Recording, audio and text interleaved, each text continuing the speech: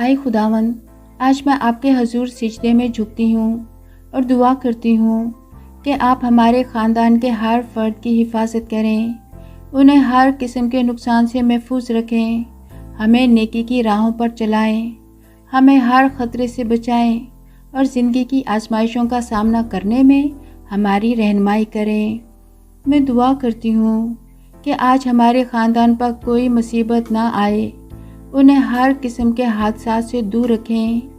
किसी बुराई को उनके दिलों पर असरअंदाज ना होने दें, उन्हें यीशु मसीह के कीमती खून से ढांपे रखें और अपने फरिश्तों को हमारे लिए हुक्म दें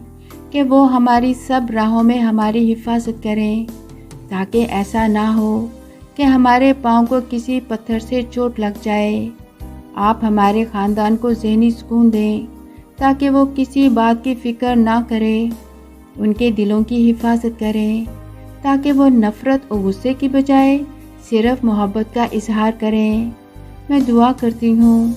कि हमारा ख़ानदान हमारे खुदावंद और निजात दहिंदा यीशु मसीह के फ़ज़ल और इरफान में बढ़ता जाए, उसी की तमजीद अब भी हो और अब तक होती रहे,